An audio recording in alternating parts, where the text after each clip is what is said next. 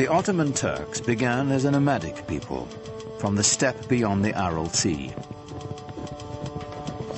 For centuries they had wandered present-day Turkey looking for new pasture lands.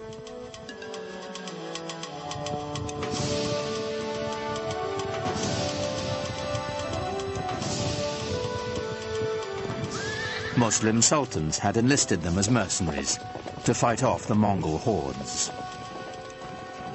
But in the upheaval following the Mongol invasion, the Turks began to stake out their own territorial claims. From their ranks emerged a warlord of legendary ambition. His name was Osman Bey. It's said that Osman had a miraculous dream of a magical tree whose many branches foretold his siring a powerful lineage. One wonders how much of it is truth, how much of it is legend. It makes a lovely story. And miracles are always more easy to digest than reality. I don't think he realized that he was setting up such a fantastic dynasty, a dynasty that was to rule the crucial link between 3 continents. The followers of Osman became known as Ottomans. They considered themselves warriors for the faith, or Ghazis, whose destiny was to bring Islam to the world. Ghazis were somewhat like freelancers who moved the empire forward either for ideology, theology, or for the sake of pure conquest. They were probably very brave, never thought about themselves or any harm that could come to the group by going into dangerous conditions. But it made the Ottoman Empire almost fearless, going into regions that nobody had been there before. For the early Ottomans, the direction of expansion would always be to the west, for good reason. They could not expand to the east or to the south because those were controlled by their brothers, the Turkoman emirs, the Muslims, and a Muslim should not be fighting against a Muslim, so they said at the time. So the only place he could expand was towards the Christian territories westward. Osman's warriors moved to the north and west across the Anatolian plateau, into territory controlled by the traditional Christian power in the area, the aging Byzantine Empire. By Osman's time, the 1,000-year-old Byzantine Empire was reaching the end of its age, dwindling to an isolated stronghold in Eurasia.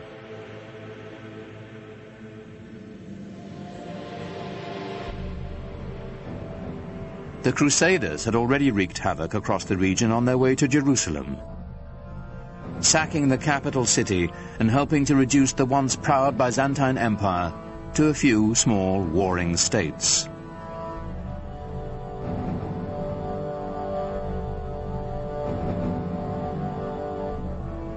The Ottomans quickly overran these splintered Byzantine factions, uniting northwestern Anatolia into a single domain.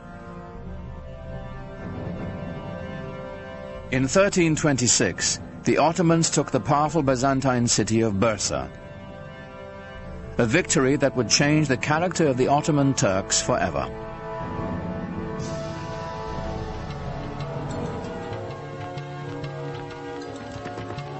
The most important part of Bursa was that it enabled Osman and his descendants to establish a seat of the government. The restless nomads of the steppe would settle down to build an empire. What we're witnessing is this huge demographic event. The movement of a whole civilization from a nomadic way of life to a settled way of life.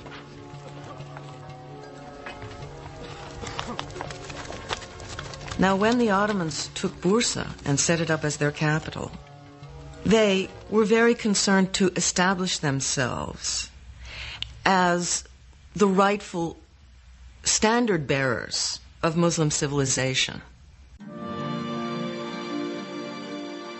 Civilization meant organization, and the Ottomans set out to manage the vast regions they now controlled. Leaving the Byzantine clerks in place, they began to organize the new empire. First and foremost, taxation and record-keeping. The word bureaucracy has since lost its noble connotations. Yet this was a great innovation, as ambitious as any triumph in battle. The Ottomans are known for including and synthesizing the cultural elements through the lands that they passed. They are known for creating structures by which the peoples who lived there before could carry on their lives and their beliefs in the way that they chose. In fact, the Ottomans had fewer conflicts with their Christian subjects than those of their own faith. Muslim adversaries intent on challenging Ottoman rule. One of the bureaucratic, or let us say management problems facing the Ottomans was that there were still rival Muslim sort of proto-kingdoms around them. I mean, they were conquered by the Ottomans, but they had old grudges to bear.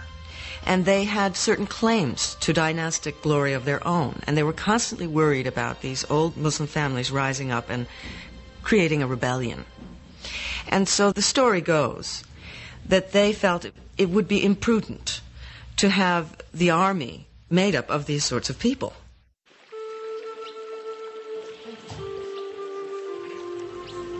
And so they wanted to recruit children who were not connected with any rival Muslim family. And so they went into the Balkans and they recruited primarily Christian children. This practice was called devshirme.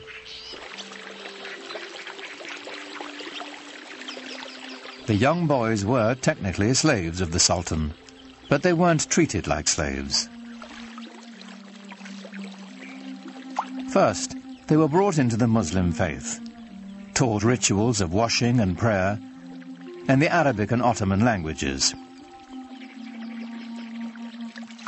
This served a political as well as a religious purpose. Through the devshirme system, the Ottomans could create a caste without any conflicting loyalties to tribe or family. The children had such great future that a lot of the times Turks or even Muslims pretended that their children were Christian-born and would register them with the devshirme officials. The system was so beautiful in that they only had one allegiance, to the Sultan. No family, no region, no other ties. These children were then given the best possible education available in the world, perhaps, at the time. And they were then able to move into the highest positions of power in the empire. Those who were brainy went to the palace schools and graduated into different levels of viziers and governors.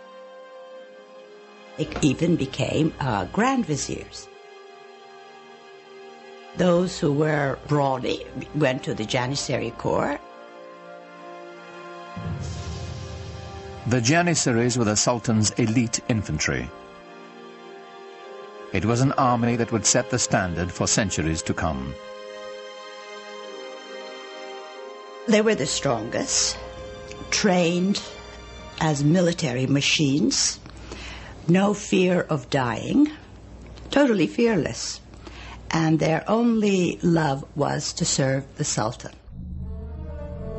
They were trained with all the precision and discipline, pomp and circumstance of a modern army. For the first time, an army wore uniforms and went into battle to the accompaniment of a military band. The Janissaries were the most feared troops in the Western world, a force that was worthy of this new Islamic empire and its restless visions of conquest.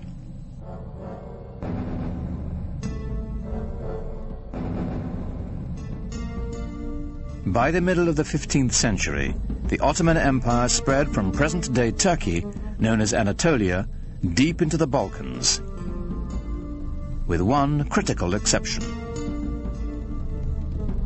It must have galled the Ottoman Sultan that with his domains now stretching all the way into Asia and far, far into Europe in the west, there remained right in the center of his domains the greatest prize of all, the capital city of Constantinople, the most powerful, the richest, the most magnetic city in the entire world, still in the hands of the dying but not yet dead Byzantine Empire. To the Ottomans, Constantinople's strategic and economic importance was considerable. Its symbolic significance was even greater. It was the city. There was no other city. If you were going to rule that area, obviously you would rule it from that city.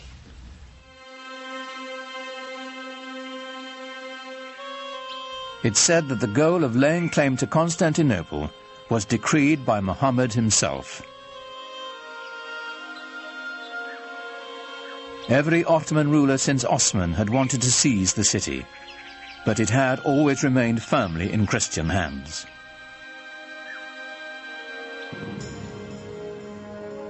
Then a sultan came to power whose dreams of conquest would not be denied. History would honor him as Mehmet, the conqueror.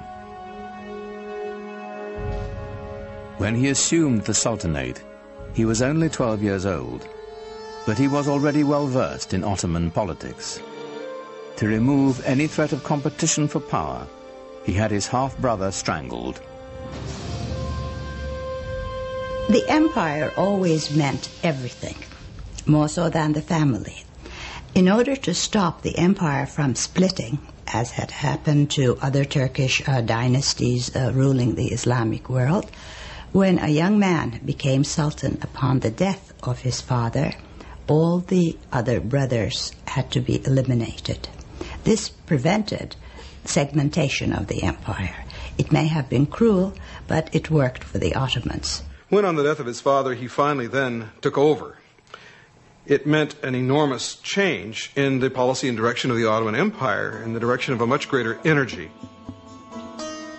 Mehmet immediately set his sights on the one prize as grand as his ambitions. Mehmet had to conquer Constantinople. There was no other choice. Constantinople was sitting like a perfect gem or a perfect fruit waiting to be picked. By the middle of the 15th century, the city was a shadow of its former self. The population had plummeted from 400,000 to a mere 50,000. But a besieging army would still be at a tremendous disadvantage. Constantinople was surrounded on 3 sides by water and massively fortified. It was encircled by a triple ring of walls nearly 100 feet high and 30 feet thick.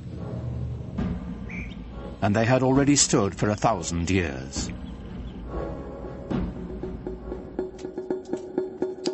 But Mehmet had an answer for these walls. And part of the military superiority of the Ottomans came from their sophisticated and diverse use of the possibilities of gunpowder. The siege of Constantinople in 1453 under Mehmet the Conqueror saw the first dramatic application of this in the form of huge cannons that had not been seen before, which Mehmet had specially commissioned for the occasion. Earlier cannons had been assembled with strips of forged metal bound with hoops. They fired stone projectiles with little more power than a catapult.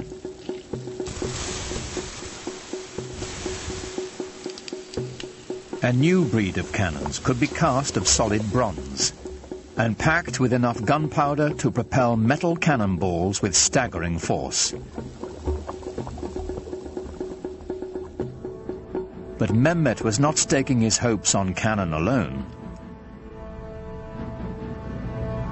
The mile-wide channel of the Bosphorus Strait was all that connected the city to the Black Sea. If he could cut it off, Constantinople would be at his mercy.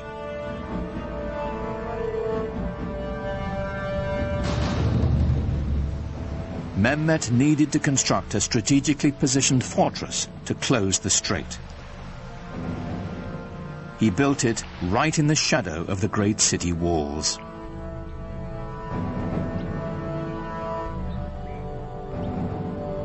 It took less than 4 months to build a massive 7-towered citadel called Rumeli Hisar.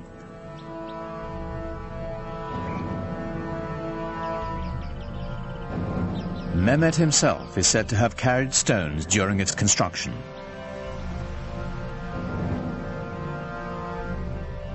No sooner was it completed than he tightened his noose round the neck of the Bosphorus. The first ship to defy his orders to stop was sunk, its crew decapitated and its captain impaled on the castle walls.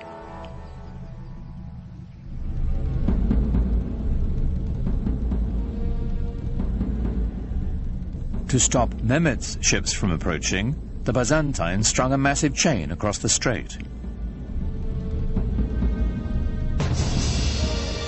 On April 22nd, 1453, the besieged city watched in horror as Mehmet's troops hoisted 70 of his ships ashore, sliding them over land on greased planks past the barrier chain.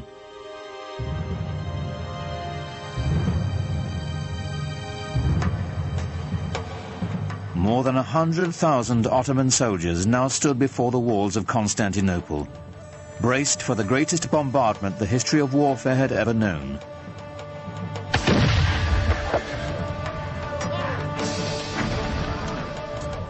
Under relentless fire, the city's 7,000 Christian defenders held out for nearly a month.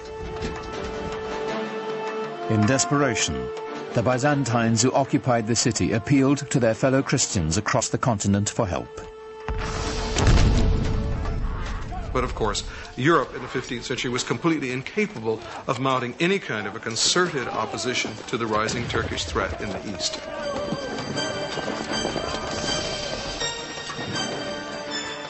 At that time, the kings of Europe had military and political problems of their own. Constantinople would have to fend for itself.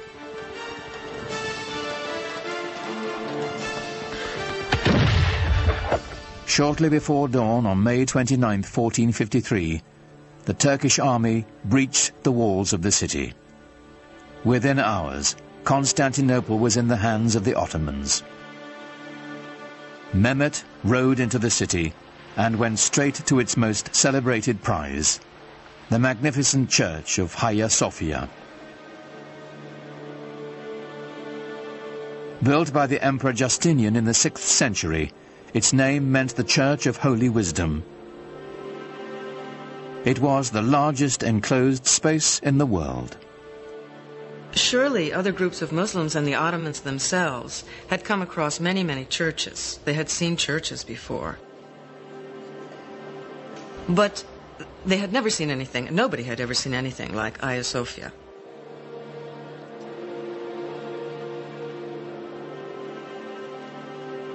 The Hagia Sophia, or Hagia Sophia as it's called in Turkish, was one of the marvels of architecture, marvels of the world. It had the largest and highest dome in history, and it was beautifully embellished with gold mosaics, and the space is incredible. For Mehmet, it was a great booty. Inside the church, a Turkish voice rose, proclaiming in Arabic the first pillar of Islam. There is no God but God. Muhammad is his messenger.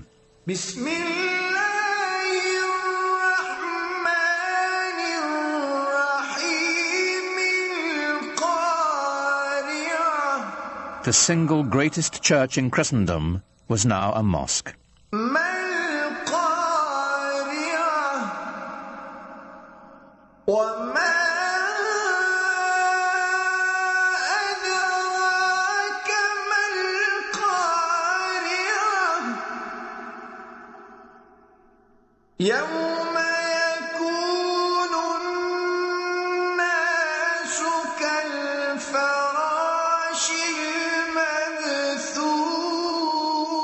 The Hagia Sophia became the inspiration for all Ottoman domed mosques to come. But none would ever match its size and scope, and it belonged to Mehmet the Conqueror.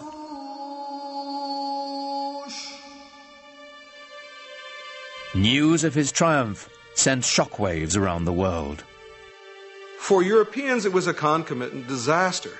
Constantinople was, after all, the new Rome. It was Constantine's capital city. It was the symbol of Christian dominance in the East.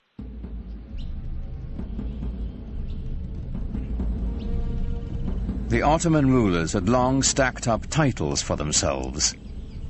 Khan, which is Turkish for emperor. Shahi Shah, Persian for king of kings. And Sultan, the Arabic word for ruler. But now, with all the former Byzantine Empire under their command, Mehmet and his successors claimed yet another title, Holy Roman Emperor. The Ottomans had reached the gates of the West and were poised to push on towards what they now claimed as their ultimate destiny, the conquest of Europe. That quest would fall to the most legendary sultan of all. He was born at the beginning of the 10th century by the Muslim calendar, and he was the 10th sultan descended from Osman. He was a child of destiny, whose greatness was expected. In the parlance of the day, he was the Sahib Quran, the universal ruler, the master of an auspicious conjunction, whose coming has been foretold, whose identity is confirmed astrologically. His name was Suleiman, after Solomon, the wise king of the Old Testament. The Ottoman Empire would reach its apex under Suleiman's reign. Suleiman was extremely well educated. He was trained to the Sultanate from the day he was born. As a young prince, he formed a relationship that would have a tremendous impact on his life and on the empire as well. And when he was still a crown prince, he also developed a great friendship with a convert, a Greek convert who took the name Ibrahim. The two were very close in age and apparently very close in other ways, personally, intellectually, educated together to a certain extent. And as was common practice, when Suleiman acceded to the throne on the death of his father, he took his faithful Ibrahim with him to Istanbul. Suleiman was 26 when he took the throne, determined to make his mark on the world, as soon as his ministers would let him. In his early years, Suleiman had to contend, for example, with grand viziers and generals who simply refused to obey him, feeling apparently that here was a 26-year-old kid who had never seen very much in the way of action and hadn't done very much to show that people ought to, in fact, obey him. The way to prove his mettle was on the battlefield. Every new sultan was expected to begin his reign by expanding the empire. Ottomans now controlled Kurdistan, Egypt, and the holiest cities of Islam, Mecca and Medina. Suleiman set his sights on Belgrade in Hungary, the stepping stone to Europe. He was the head of the Ottoman dynasty, and he had certain duties to perform. One was conquest, and the first task Suleiman took upon himself a year after he ascended the Ottoman throne was to head towards Belgrade and capture it. Belgrade was very important strategically because it was from there the army could move further on west. A year later, he turned his ambitions on the island of Rhodes. The tiny island was a troublesome outpost of Christianity in an otherwise Ottoman sea. It was also a haven for pirates preying on Muslim trade ships.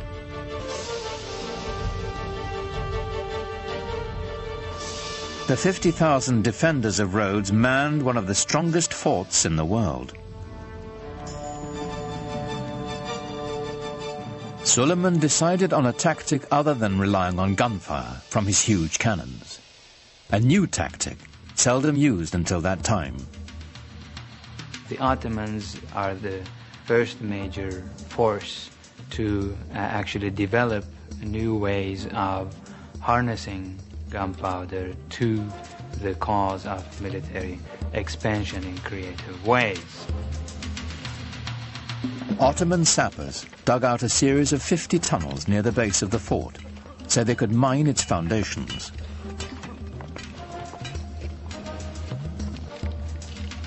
Performing this dangerous work were expendable Christian conscripts from the Balkans.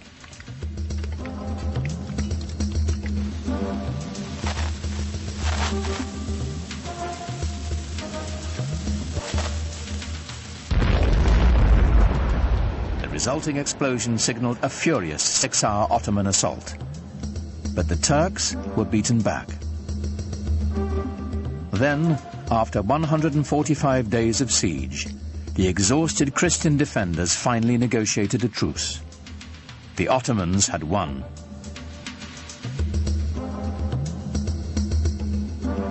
Victory did more than deliver Rhodes to the empire.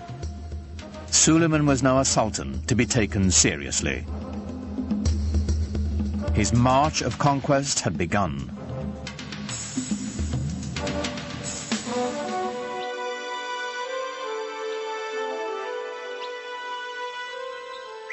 Europe grew to fear the name of Suleiman. But within his own borders, he had another reputation. Islamic history remembers him as Kunan, the lawgiver. Ottomans were really bureaucrats in full sense of the word. They kept every single record, and in order to control the different peoples who participated in the world of the Ottomans, they had to have very carefully sorted out legal systems. Under Suleiman, a single legal system was defined for the sprawling empire. His laws would later become the basis of constitutions for several other nations. Well, Suleiman was the supreme monarch of the area. He was the center of the world.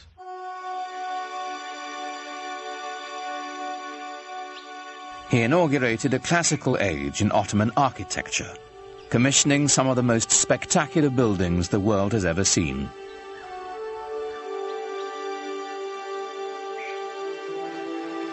Suleiman was in a unique position of wealth and of consolidation, and he focused his attention on developing monumental architecture to commemorate his great dynasty and himself. Great religious architecture can really give people a sense of what is at the heart of the faith. Grandeur and majesty are the things that come to mind when Muslims think about God. A building that is grand and majestic can immediately remind people of the glory of God.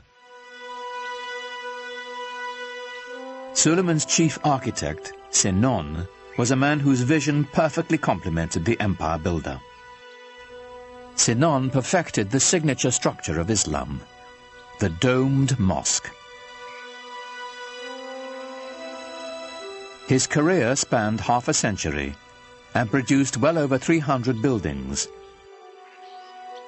including the refurbishment of one of the most important monuments in Islam, the Dome of the Rock in Jerusalem.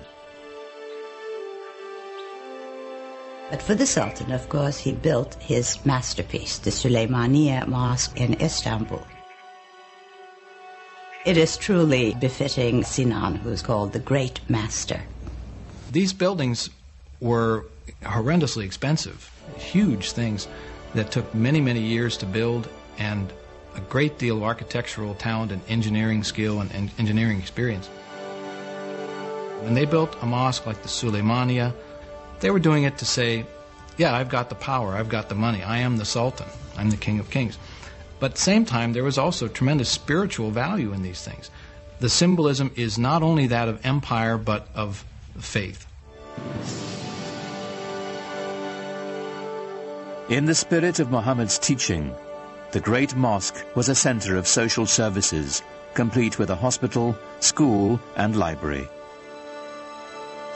At its inauguration, it's said Suleiman gazed at it with awe and exclaimed, "O Solomon, I have surpassed thee."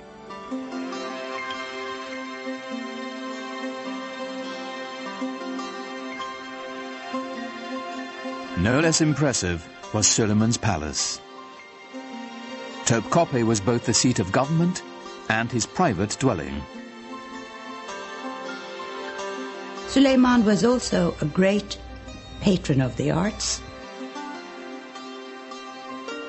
And since the empire was very rich, the best artisans were there. So everything started flourishing. The architecture or the arts of his period show the first golden age of the Ottoman world.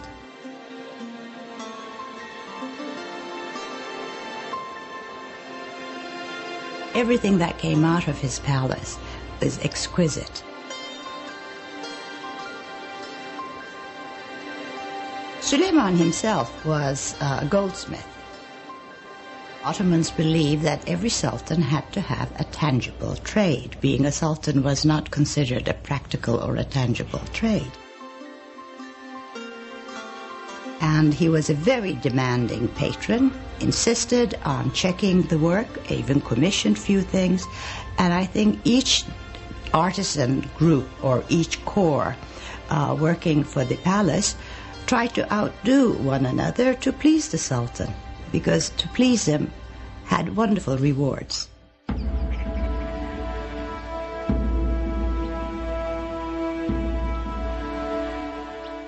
And the Ottomans, of course, exercised quite a lot of influence on the European imagination, and the royal and the political, if you will, ceremony and pomp of the Ottomans was such that it would have humbled any citizen of the known world then. This was arguably one of the greatest world empires, and European observers could not walk away without feeling of respect for the sheer power of the Ottomans. In public, Suleiman required that all those around him remain completely silent, while he made his wishes known with the slightest nod or gesture. It must have been a tremendously impressive sight to see the courtyard of the palace filled with some 6,000 or 7,000 janissaries and other functionaries, no one saying a word. What was going on here was the creation of a sovereignty so mysterious and yet so far-reaching as to be seen as nearly divine. As Suleiman's power grew, his lifelong friend Ibrahim rose in the court structure. And Ibrahim Pasha, who became a Pasha later on, became his devoted Grand Vizier. In fact, Ibrahim married his sister. So they were not only good friends, they were also related.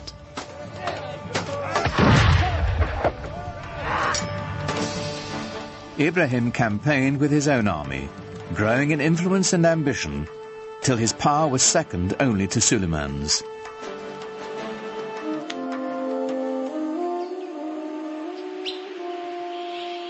But for power and ambition, the secret world of the Sultan's harem had no equal.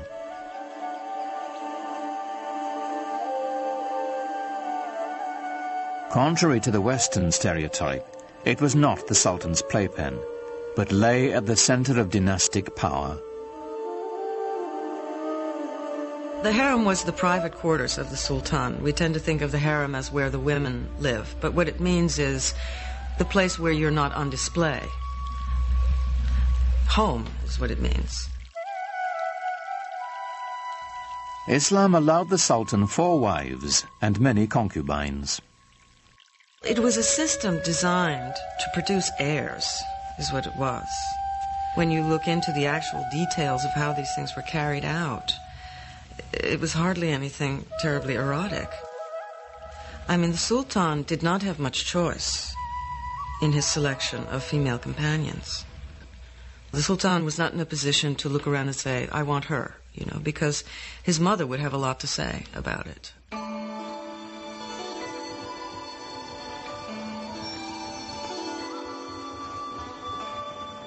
With his first wife, Suleiman had a son and heir, Mustafa. But while he was in his mid-30s, the Sultan fell deeply in love with a Slavic slave girl named Harem. In the West, we know her by a different name, Roxolana. Roxolana would bear him a rival heir and become Suleiman's most trusted confidant. The Sultan was supposed to be protected from any undue influences. He was supposed to be protected from any rivals. And in a way, this creates a vacuum around his person into which the harem life can enter. And so the fact that he was so protected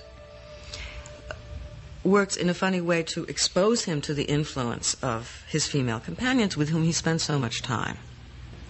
And there were tremendously intelligent and ambitious women around him, Roxolana being the most famous of all. Suleiman is a complex character, a man that we know from his own life was capable of the tenderest emotions, both toward his male friends and especially toward the great love of his life, his wife Hürrem Sultan, and toward his family as well. He had a number of extremely talented sons on whom he lavished a great deal of affection. Suleiman groomed his firstborn son Mustafa for power. In the Ottoman tradition, the young prince entered the military and quickly won recognition as a talented general. Mustafa was clearly the heir apparent. For Suleiman, the future of his empire seemed limitless. I am God's slave and sultan of this world, Suleiman would carve on a conquered fortress. I am Suleiman, in whose name the Friday sermon is read in Mecca and Medina. In Baghdad I am the Shah. In the Byzantine realms I am the Caesar. And in Egypt, the Sultan.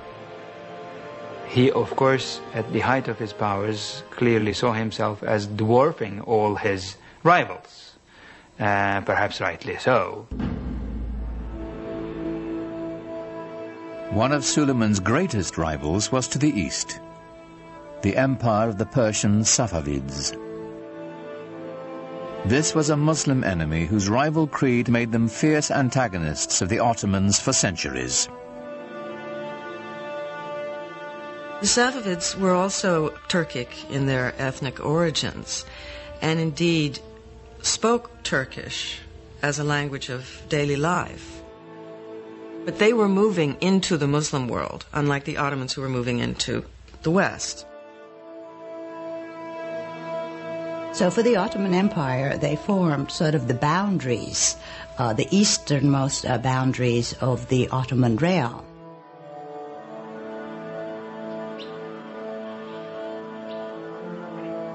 The Safavid dynasty was Shiite Muslims, bitter rivals to the Sunni Ottomans. According to the Shiites, a leader had to be designated by his predecessor and had to be of the family of Muhammad. According to the Sunni view, it was not designation that was necessary, and a person could be a leader of the community without being a direct descendant of Muhammad. This challenge to legitimacy is the basis of the Shiite-Sunni split, a bitter division that still separates the Muslim world to this day. And I would say the Ottomans never really thought of themselves so much as Sunni until the Safavids came forth as this rival Shi'i. So the Safavids developed a rival ideology to the Ottomans, which then became an occasion for war over, of course, what wars are usually fought over. Wars are fought over land, over wealth, over territory, over prestige. And the Safavids waged a war of ideology in eastern Anatolia, which was always for the Ottomans the most worrisome part. The terrain is difficult to conquer, difficult to control. The Safavid military was formidable, but there were cultural rivals to the Ottomans as well. They were great patrons of the arts. I think we know them more for their artistic patronage than of their great conquests and laws and systems and administration. When you look at Isfahan, it is the most beautiful city in the world, and that is the Safavid city, it's the Safavid capital. But it doesn't give you the same sense of power that the Ottoman Empire had or the Ottoman capital had. It's a different sense of power. It's more eloquent, perhaps, more precious in its decoration and its ceremonial spaces. It's a totally different aspect of Islam. Safavi art and architecture is on a finer scale. It's known for its filigree. It's known for its intricate brushwork, rather than for its stunning scale. In the soaring palaces of the Safavid Shahs, murderous intrigues against Suleiman and his dynasty were hatched that would reach into his very household.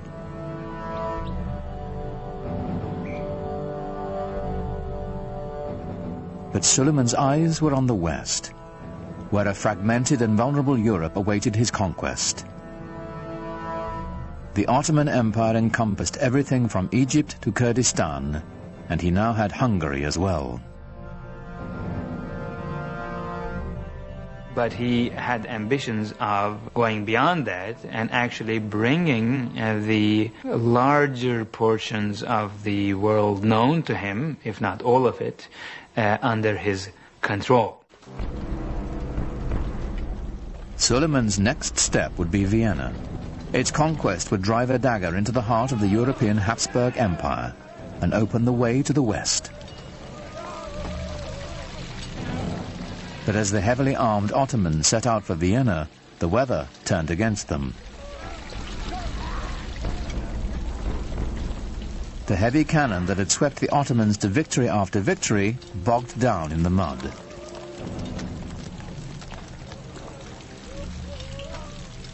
Suleiman had to move on without them.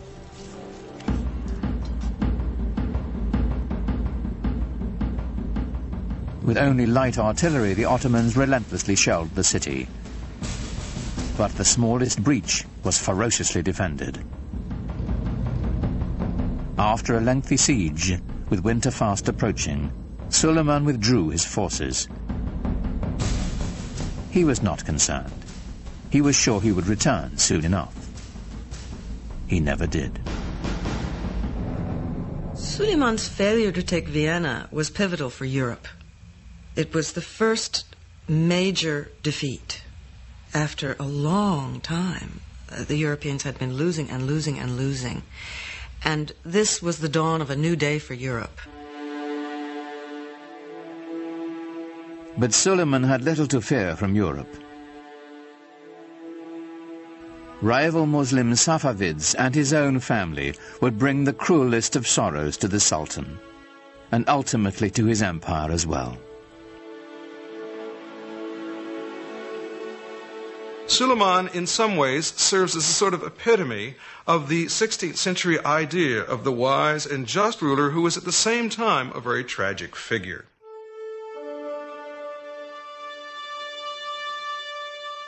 In the power-laden world of the Sultan's household, the intrigues never ceased. The Topkapi Palace, as it was originally conceived, had no quarters for the ladies. The women lived in what was called the Old Palace. But Hurram always complained about her husband, as most wives would, spending too many days and months campaigning outside the capital. She kept saying she feels very lonely and the children miss him. Well, surprisingly, there was a fire in the old palace, fire in Hurram's quarters. So she had to be moved to the Topkapi Palace temporarily while her old quarters were being renovated. Well, she moved in and never moved out.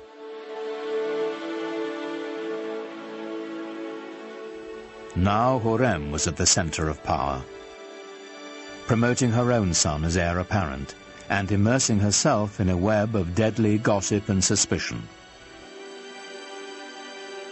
She was incredibly devoted to her husband, and any threat to Suleiman was a threat to her, and she had to get rid of it. The first threat came from Ibrahim Pasha, who assumed titles that were only given to sultans. So Hurram knew something was going to happen eventually, and to protect the empire and the dynasty, Ibrahim Pasha had to go. On March 15th, 1536, Suleiman and Ibrahim Pasha dined together, as was their custom. In the morning, Ibrahim's body was found, strangled.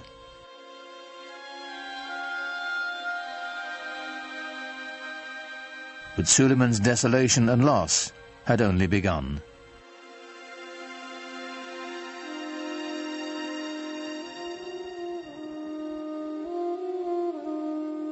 A few years after Ibrahim's death, Hurrem claimed to have uncovered a plot to overthrow Suleiman, devised with Safavid help by his beloved firstborn son and heir, Mustafa. This is a continuous problem in Ottoman history, sons trying to eventually replace their father. This happens in monarchies. Succession could become a problem, and it was an acute problem, and Suleiman had his share of it, and perhaps did not always play his hands right. Without hesitation, Suleiman ordered Mustafa's execution, then sat by the young man's body for days, refusing to allow anyone to touch him. The best hope for the empire's future was dead.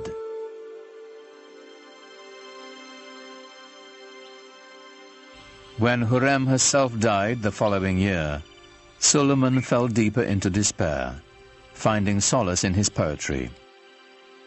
Most of the poetry, I think, was written after he lost his wife, since he talks about the loneliness of being in office, that he has nobody left anymore, and he's dying to join her. Even if your reign on the imperial throne seems everlasting, don't be taken in. One day a hostile wind will blow and bring to your land of beauty heaven's misfortune and deepest suffering. In all his loneliness, there was only one refuge for the Sultan whose power, like his sorrow, seemed limitless. He returned to the field of battle, to the work of conquest.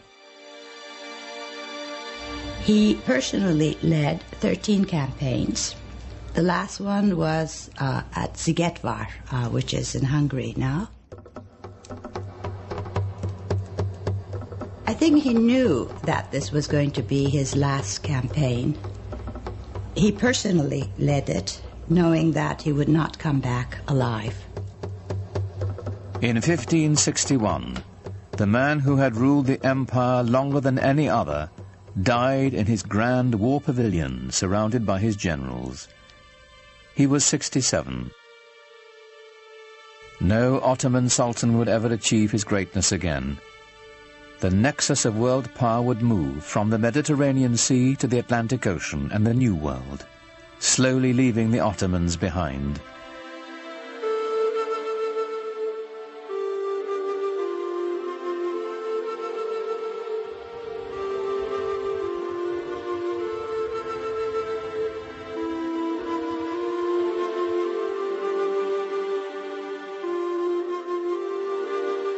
In Istanbul today, the Sufi dervishes still turn with the same prayerful pirouettes they danced in Suleiman's day. It is a meditation in motion, whose mystic origins go back even further, to the time of the Prophet Muhammad.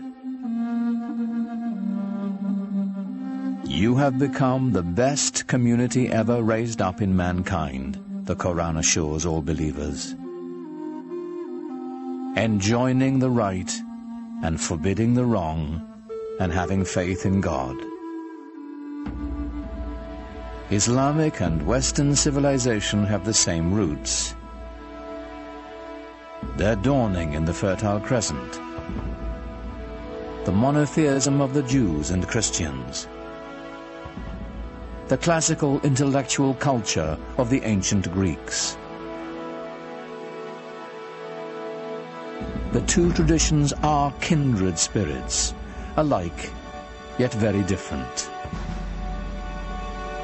Islam's legacy is intertwined with the West's, and to the billions of Muslims who make it the second largest religion in the world, it is a living legacy. An elemental part of the great human venture that is world civilization.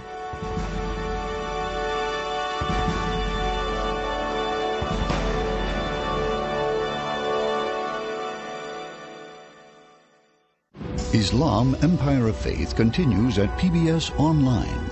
Click through our interactive timeline to learn more about the history and culture of Islam, or take a virtual tour of the Dome of the Rock and other extraordinary sights. It's all online at pbs.org or America Online, keyword PBS.